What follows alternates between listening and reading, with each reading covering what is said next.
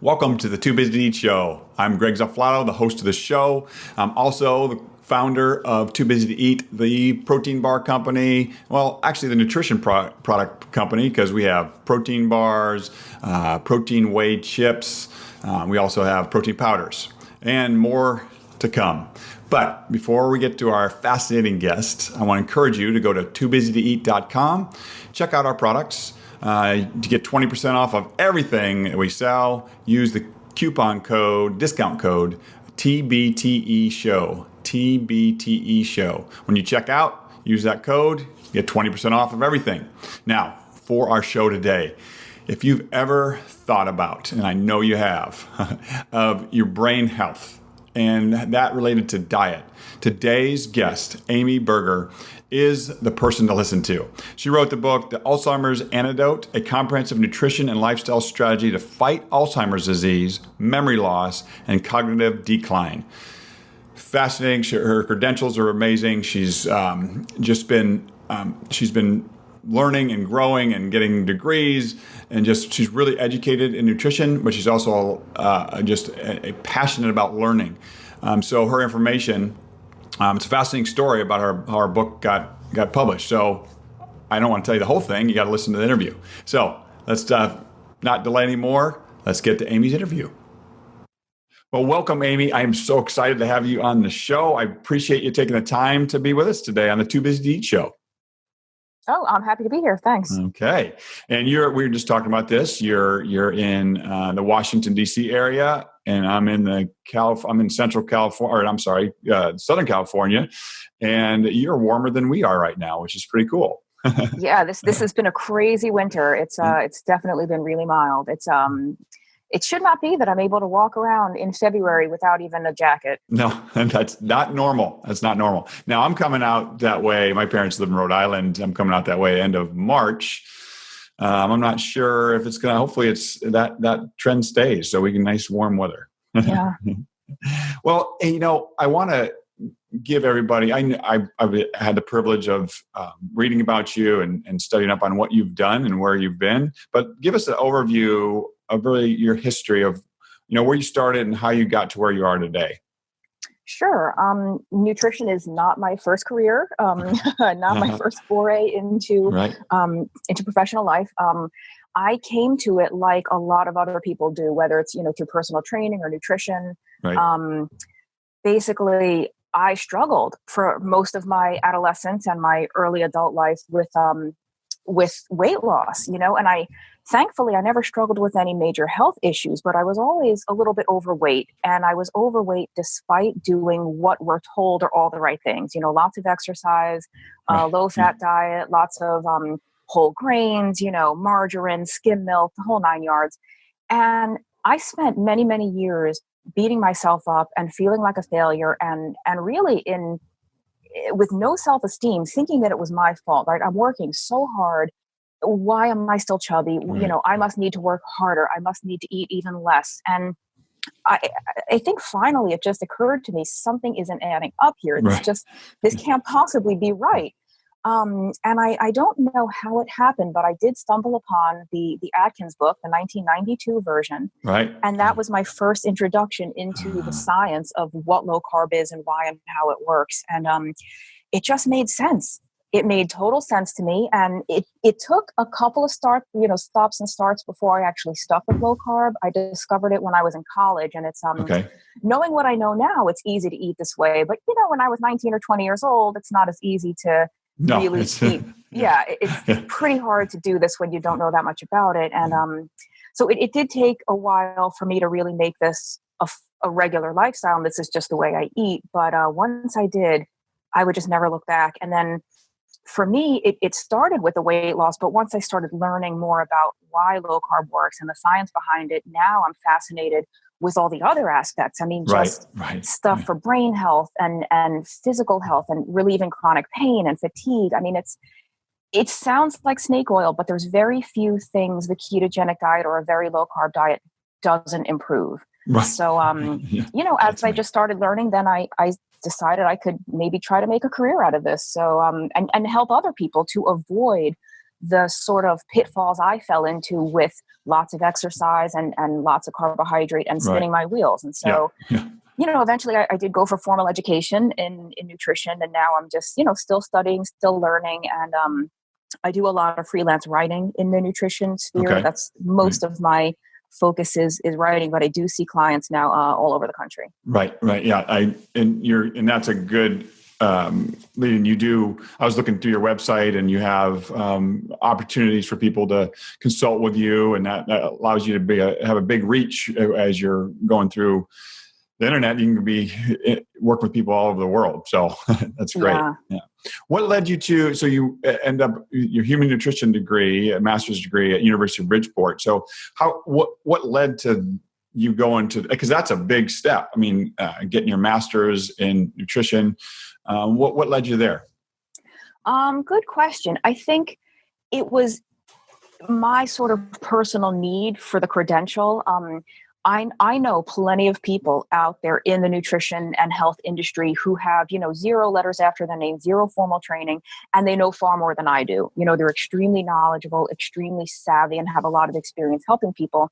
And I kind of thought I could probably go that route, but just from my own sense of, I don't know what, confidence, or just to feel like I had something to back me up, I did want to get a formal education. Right. I don't think it's required. Like I said, there's plenty of people without it who know far more than I do. So the degree was really just a stepping stone. I mean, it reinforced some of what I already knew. And of course, I learned a whole lot more. But then I just feel like it gives me an additional degree of legitimacy that maybe someone else doesn't have. And, rightly or wrongly, because there are plenty of people, look at all the doctors and nutritionists out there that are giving advice that you and I would probably agree is terrible. Right. So it's like, letters after your name, they don't really confer any, it doesn't make you an expert, but I just felt like it would give me a little bit of a leg up. Yeah. And absolutely. The formal education and being immersed in something is always a best option if you continue to be a lifelong learner like you are. Like if you continue to, learn and grow, and you went on to have other certifications on top of your master's. The degree I would say was kind of like the starting point. I mean, you definitely don't stop there. Right. And then you have, you're certified nutrition specialist and certified therapy practitioner. So you keep growing your knowledge base, and that's not even including all the things you do that aren't degree or certificate oriented. So you're getting the widest range of knowledge, which is fantastic. That's great. Yeah. And I would say I actually went for the training after I had already been eating low carb for a couple of years. So, I learned what I learned with a bent in my own mind to what does this mean about low carb? What does this mean about keto? Because certainly not everyone in my class was low carb, and we all learned the same biochemistry. We all learned the same anatomy. So it's like, okay, this is how the human body works. Then, no wonder low carb does what it does. Right. Having that background going into it. Yeah. That's very fascinating. I mean, because you get to see it at the cellular level, and you get to bounce it, you have to maintain your views after going through a program like that is huge, because you're exposed to everything, Right. So yeah. And contrary views, I'm sure, along the way. Oh yeah. So this is an offshoot a little bit. I just was fascinated because in your story, you served in the military for a little while. That just struck me. I wanted to ask you about that, and what part of that, what part of your life was that, and what brought you there? I joined the military kind of later in life. I had already graduated from college, and then I went enlisted anyway. I was not an officer. That's kind of a big life regret. Nothing I can do about it now. But frankly, I needed a kick in the pants. I am the laziest intelligent person you'll ever meet. I feel like I have a lot of ambition and a lot of things I want to do, and I have a lot of trouble putting that into practice and actually getting it done. I'm very good at sitting around and thinking about things, and I'm less good at actually making them happen. And I thought that being in the military would kind of instill that in me, like just get up and get to it and get stuff done. And it did to an extent, but the joke was on me, because that really has to come from inside you. Nobody can instill that from the outside, not even a drill instructor yelling in your face. But I'm proud that I served. I was only, 1 4-year stint, but that's great. I went to Iraq for 6 months, which was cool. And, wow. I mean, of course, completely unrelated to nutrition. Right. But I managed to eat pretty well. I was already low carb by the time I joined, and you can eat low carb in the military in a chow hall if you know what to choose.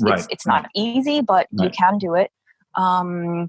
And that's yeah, I mean, I miss the camaraderie. That was definitely the best part, the fast friendships. But I used my GI Bill to get my nutrition degree, so that was a pretty good deal. That's fantastic. Well, so that it was all part of the plan. So it was connected in that way. That's fantastic. And, that's good. I mentioned that because that's the experience when people seek you out. I mean, there's people that really struggle trying to figure out that are on the low carb path, but they just cannot in their environment, whether it's military or school or wherever they are.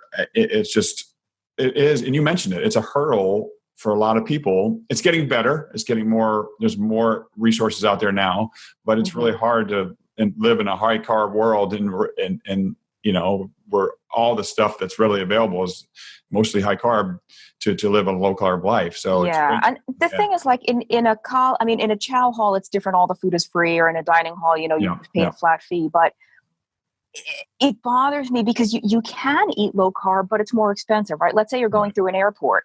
You can get, a Big Mac or some junk food for cheap, or you can get hard-boiled eggs and string cheese, but it's going to cost you 3 times as much. Yeah, right. So it's like, it's available. It's just not, they don't make it easy for us. No, a lot more planning, a lot more, you can't be caught off guard. You have to think ahead quite a bit to keep. Yeah. Well, that's great. Now on top of all this, you've got all your research, you did your degrees. Now you've written a book, The Alzheimer's Antidote. Tell me a little about the book, about the process there, about what inspired you to write on the more the brain health side of it. Sure. The first place I don't have any family history of Alzheimer's disease. I have a family history of type 2 diabetes and obesity, but no Alzheimer's. And the first place I ever came across the idea that there was a connection between Alzheimer's and glucose and insulin in the brain was when I read the book Good Calories, Bad Calories by Gary Taubes. And some of your listeners and viewers might know that book. And when I read it many years ago, and I was like fascinated by it, but I wasn't, not having any personal experience with it. I said, oh, that's interesting. Maybe I'll research that some other time later on. And then a couple of years later, when I was doing that nutrition degree, and I had to write a thesis, and I said, what is a topic that I could write about that hasn't been written about a million times already, that I could actually learn something, and that there'd be enough information on it that I could write a thesis, And I said, I'm going to go back and look at that Alzheimer's stuff. And when I started looking at the medical literature on it and doing the research, I could not believe how much there was. Right. It's all for people out there who don't know, Alzheimer's disease is now regularly referred to in the medical literature as type 3 diabetes or diabetes of the brain. I mean, if that doesn't tell you immediately that there's something related to glucose and insulin.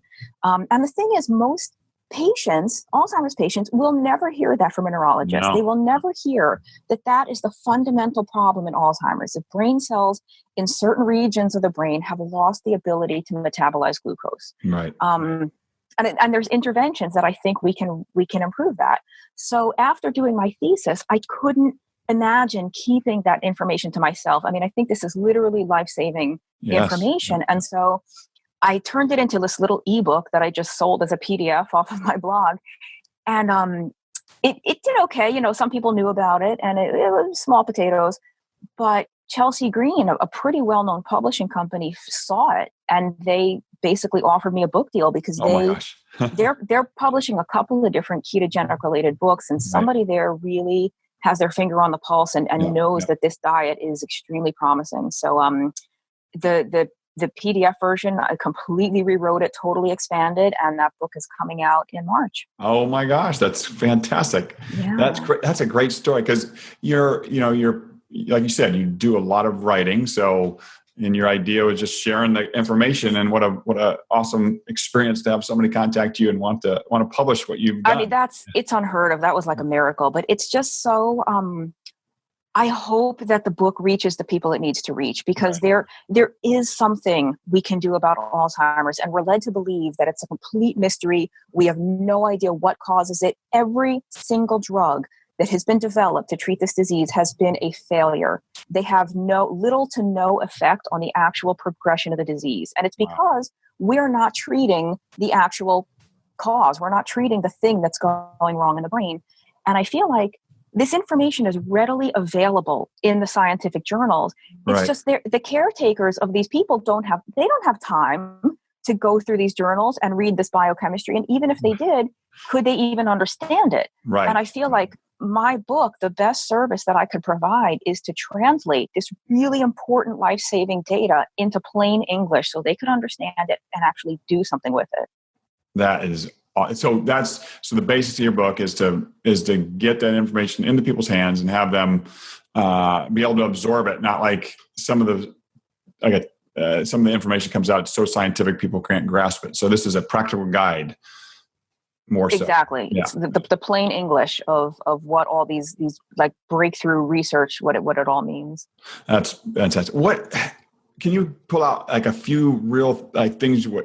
Well, you first did the research, in your thesis, but what are some of the key components that you've learned, or key takeaways you've learned as you wrote the book, as you researched? The first thing was that the major problem in Alzheimer's is that these neurons in areas of the brain involved in memory and learning lose the ability to metabolize glucose efficiently. Right. So they basically starve to death. And they start to atrophy, and the brain matter literally shrinks. You can see this on brain scans. The literal volume of the brain is smaller in an Alzheimer's patient than in a healthy person. It was also a lot of these people, not everybody, but a lot of these people have hyperinsulinemia. So meaning their insulin levels are very, very high. Okay. And insulin does play a role in the brain. The interesting thing is a lot of these people have too much insulin in their blood, but too little insulin in the brain. Wow. It's actually brain, like a deficit of insulin in the brain. So there's a lot of unanswered questions. There's a lot we don't know, but we do know for sure that ketone bodies can fuel these neurons. Even though they've lost the ability to use glucose, they can use ketones. Right. Now, is that going to reverse the damage that's already been done, especially in someone who's very old or has been very sick for a long time?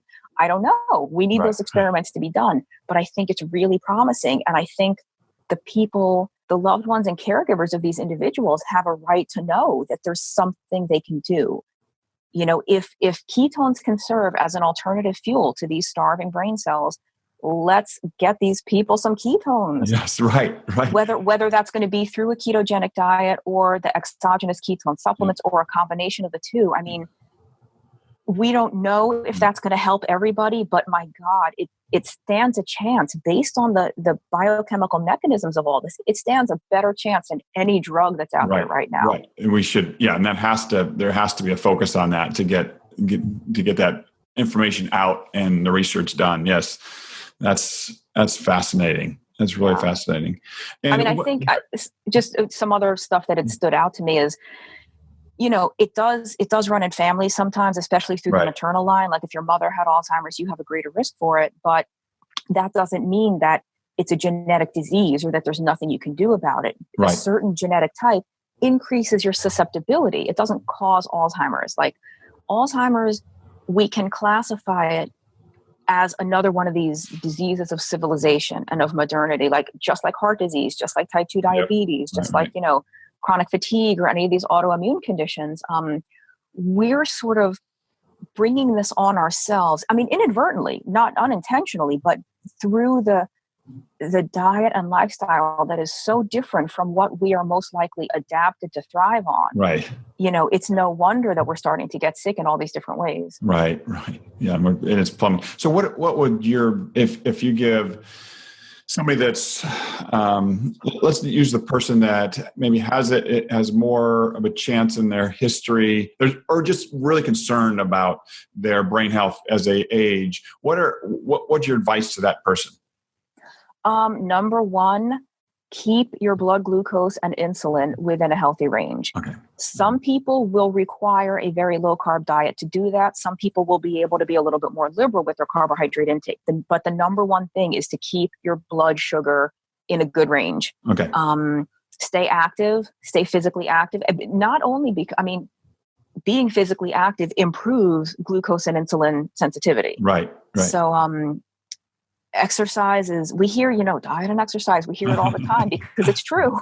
Stay active and sleep. In Alzheimer's, sleep is a huge deal. So get enough sleep. Is there any, I guess everybody's so different, but is there any recommendations on that, on the glucose level or the amount of sleep? The sleep, it's hard to give an exact number of hours. What as they say, the average is 8 that you want to aim for. Maybe people need more. Some people can do less. I think it's just make sure that you get good quality of sleep too, that you're not waking up a million times through the night, that you wake up rested. Quality over even. You need a quantity of certain amount, but if you're laying in bed for 9 hours, but you're up, you're in and out of sleep all the time. That's not as good as having 8 hours of solid sleep. Yeah, exactly. And the glucose, it's hard to give a range. You just don't want to be. I honestly can't even give a range. Obviously you want to stay out of the diabetic ranges. Yes, you don't have to drive yourself crazy to have your glucose like in the 70s all the time. It's supposed to go up and down. Right. It's just not supposed to go up so high and remain high for extended periods of time. Right. And that's the danger of a elevated glucose level for long periods of time constantly. Right. And and you can track that to, type 2 diabetes, all these other things that are come out of that. That's fascinating. I love the fact that you were, attacking this part. Now I've started to hear more and more about this, but this is I have such an important topic to cover. And I love that the publishing company jumped on it. I'm excited about the book coming out. I really appreciate the work you're doing and you continue to do. So I thank you so much, Amy, for your information. I thank you for coming on the show. And I thank you for, educating all the people that, as you continue to learn, keep educating people through your writing. Well, thank you. I hope to, and I plan to. Well, thanks. Have a great day. Stay warm. And I just thank you again for coming on the show. Yeah, no problem. Great to be here. Take care.